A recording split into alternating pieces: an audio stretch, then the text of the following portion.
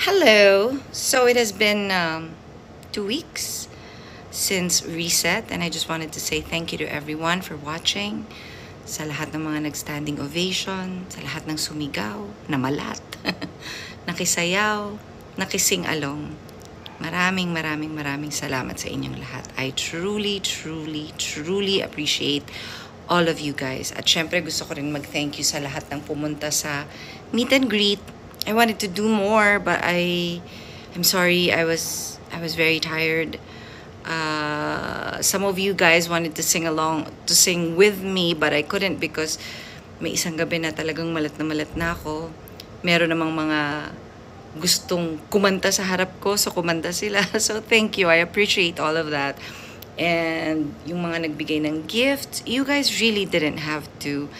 But again, I appreciate it. Thank you very much to all the wonderful gifts. I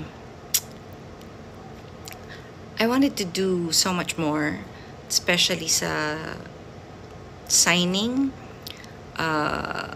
Some of you would tell me yung may mga story kayo, and I appreciate yung mga story na kinukwento nyo sa akin.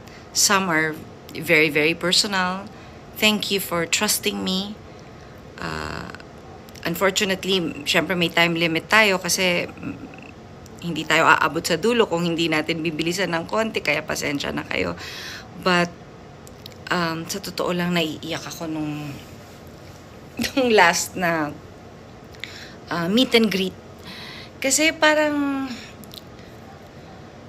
I was being showered by so much love. Like I don't even think I deserve it. I don't especially think that yung performance na pinakita ko deserved it, but you guys were there. Talagang you showered me with love. And I am humbled. Truly humbled. Naiiyak ako, hindi ko lang pinapahalata, pero naiiyak ako talaga. Alam mo yung nilulunok mo yung iyak mo. Pero masaya ako. Maraming salamat sa pagmamahal na ipinakita niyo. Nung nagsa-standing ovation kayo, you were probably wondering why I reacted that way. It's because I couldn't believe it. Kasi feeling ko parang talaga ba, deserve ba ng standing ovation yung mga pinakita ko? And para sa akin, parang hindi masyado. But again, I am grateful. Thank you. Thank you very much. I wish I could have performed better. I wish my voice was in a better condition. But some of the nights, hindi masyado.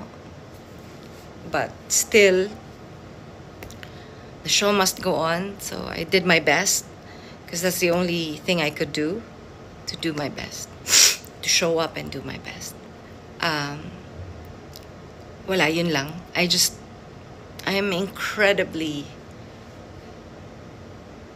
grateful and also parang ang weird na that's the kind of reaction I was getting.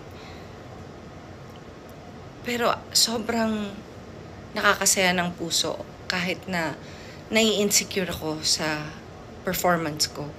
Pinupunan nyo yung lahat ng yun dahil sa mga ipinakita ninyong kindness sa akin. Thank you very much. And nakakatuwa na magme-message pa kayo na kahit hindi ka na kumanta, tumayo ka lang, happy na kami. Magko-conceptualize ako ng concert na tatayo lang ako, hindi ako kakanta. Pero nandun pa rin kayo. Ang ganda nun, ha? No, but really, hindi ko alam kung gaano kadaming thank you yung gusto kong, yung kailangan kong sabihin para maiparamdam sa inyo na talagang sobrang grateful ako sa inyo. Maraming salamat.